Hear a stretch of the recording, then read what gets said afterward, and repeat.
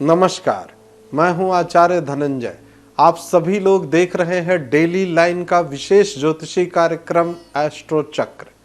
आज हम लोग बात करेंगे छठ पूजा की। जैसे ही छठ पूजा का जिक्र होता है, एक बड़ा सा उत्सव मस्तिष्क में आने लग जाता है। इस वर्ष छठ पूजा का ये जो उत्सव है, इसका आरंभ 17 नवंबर से हो रहा है। और जैसा कि हम सब लोग जानते हैं, 4 दिनों तक चलने वाला ये पर्व नहीं, महापर्व है, जो कि हम सभी सनातन धर्म के मानने वालों के लिए बहुत ही विशेष होता है। सनातन धर्म में इसका बड़ा ही विशेष महत्व है। आप सभी दर्शकों से मैं एक और बात बताना चाहता हूं। ये जो पर्व है, पहले तो इस पर्व को लेकर के हम सब लोगों के मस्तिष्क में ये रहता था, हम सब लोग यही सोचते थे कि ये केवल बिहार के लोग या झारखंड के लोग ही मनाते हैं। पर मैं आप सभी दर्शकों से कहता हूं, पूरी धरती पर, पूरी दुनिया में ये मनाया जा रहा है, पूरी दुनिया में। और इसका जो पौराणिक महत्व है, जो शास्त्रों में लिखित ग्रंथों में जो जिक्र है, अलग अलग समय काल में अलग अलग संदर्भों में है।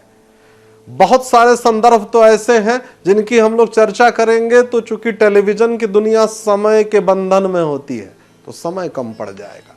मैं आपको एक संदर्भ देता हूं, महाभारत काल का। महाभारत काल में इसका विशेष ब्यौरा मिलता है। और महाभारत ग्रंथ में कर्ण की पूजा को छठ पूजा से जोड़ के देखा जाता है। और यही कारण है क्योंकि कर्ण को अंगराज कर्ण कहते हैं, अंग देश का राजा। और कर्ण सूर्य को अर्घ्य देते थे, सूर्य के बहुत बड़े पुजारी थे। और सूर्य की पूजा किए बिना, दान किए बिना कर्ण अपने दिन का आरंभ नहीं करते थे। और चूंकि वो छत्र बिहार और झारखंड में ही वर्तमान समय में आता है, इसलिए आज तक वहां ये परंपरा घनीभूत रूप में है। इसका जो आरंभ है महाभारत काल में है, ये तो मैंने आप सभी दर्शकों को बता ही दिया। कर्ण से इसका जिक्र भी मैंने बता दिया। द्रौपदी जी ने भी इसको किया है और सीता माता के संदर्भ में भी इसकी व्याख्या मिलती है। इस प्रकार से कई क्रम है। और मैं आपको एक पूरा इसका ब्यौरा बताता हूं कि ये जो पूरी प्रक्रिया है, इसमें विशेष रूप से देखिए, अर्घ देने की प्रक्रिया तो सनातन धर्म में सदा से रही है। केवल सूर्य को अर्घ नहीं होता है, सारे देवी देवताओं को होता है, पितरों को भी हम अर्घ देते हैं, सबको अर्घ देने की परंपरा है। इस पूजा में प्रतिदिन कर्ण घंटों जल में प्रवेश करके कमर तक जल में खड़े होकर के सूर्य को अर्घ देते थे। और सूर्य देव की कृपा से महान योद्धा तो वो बने ही बने, और उसके साथ साथ उनका जो दानवीर होने का जो उनका प्रारब्ध के साथ जुड़ करके सूर्य की कृपा से जो उनका नाम हुआ, वो अपने आप में ही विशेष फलदायी है। इसलिए मैं कहता हूं कि छठ पूजा केवल संतान के हेतु नहीं है, आपको नाम, यश, कीर्ति, मान, सम्मान भी देता है। और पंचांग ज्योतिष शास्त्र इसमें क्या कहता है? पंचांग के अनुसार छठ पूजा का ये जो त्योहार है, प्रत्येक वर्ष कार्तिक मास के शुक्ल पक्ष की षष्ठी तिथि को मनाया जाता है।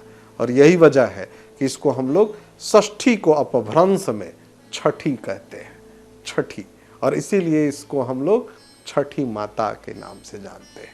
इस वर्ष सबसे बड़े त्योहार के रूप में इसको मनाया जाएगा, जो कि हमेशा से होता रहा है। सनातन धर्म में इतना लंबा 36 घंटा कहने की बात है, इसकी तैयारी तो और पहले से ही आरंभ हो जाती है। और इस बार 17 नवंबर को ये आरंभ होगा, 20 नवंबर तक लगातार पूजन की विधि क्रमबद्ध तरीके से चलेगी। इसका आरंभ नहाए खाए से होगा, उसके बाद खरना होगा, और वो 19 नवंबर को इस बार हम लोग मनाएंगे। और पूजा की जो अंतिम प्रक्रिया होगी पारण की, 20 नवंबर को उगते हुए सूर्योदय के समय जब सूर्य लालिमा से युक्त होते हैं, उनको अर्घ देने के बाद इस पूजा का हम लोग समापन करेंगे। इस पूजा को लेकर के कई मान्यताएं हैं और कई परंपराएं हैं। हम लोग क्रमबद्ध रूप से इस पर आगे भी अपनी चर्चा जारी रखेंगे। संक्षेप में आप सभी दर्शकों को मैं बता देता हूं कि यह व्रत संतान की लंबी आयु, स्वास्थ्य और उज्जवल भविष्य की कामना के लिए तो रखा ही जाता है, साथ ही साथ परिवार में सुख समृद्धि हो। और एक बात और मैं बताना चाहता हूं, सबसे कठिन व्रतों में से ये एक है।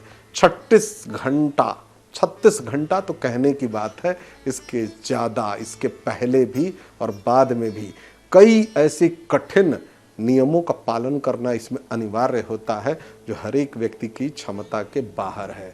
और इसमें मान्यताएं बड़ी कठिन होती हैं, सभी लोग इसको नहीं कर पाते। जो लोग छठ व्रत करते हैं, ज़्यादातर महिलाएं कर पाती हैं, तो उनको हम लोग पैर छू करके प्रणाम करके उनसे आशीर्वाद लेते हैं।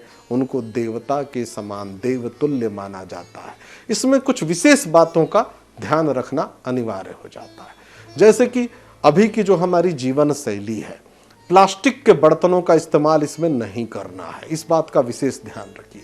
साफ सफाई का विशेष ध्यान रखिए। इसमें ज़्यादातर फूल का बर्तन, जो कांसे का बर्तन, पीतल का जो पुरानी परंपरागत बर्तन होते हैं, उन्हीं का इस्तेमाल करना चाहिए। कुछ न हो पाए तो मिट्टी के बर्तन का इस्तेमाल करिए। मिट्टी के ही चूल्हे का इस्तेमाल करना बहुत ही शुभ माना गया है। और एक विशेष बात, लहसुन प्याज का सेवन पूजा के पहले से ही बंद कर दीजिए। छठ पर्व के शुभ दिनों में भूल करके भी पूरे परिवार में कोई भी मांसाहार बिल्कुल भी ना करे। साथ ही साथ घर में कहीं पर भी लहसुन प्याज का प्रयोग वर्जित कर दीजिए। अर्घ की प्रक्रिया पूरा हुए बिना कोई भी व्यक्ति परिवार में भोजन ग्रहण नहीं करेगा। इस दौरान व्रत रखना ही श्रेष्ठ होता है। ऐसे कई छोटे छोटे से नियम हैं। व्रती तो अपने नियमों को जानती हैं और मानती भी हैं।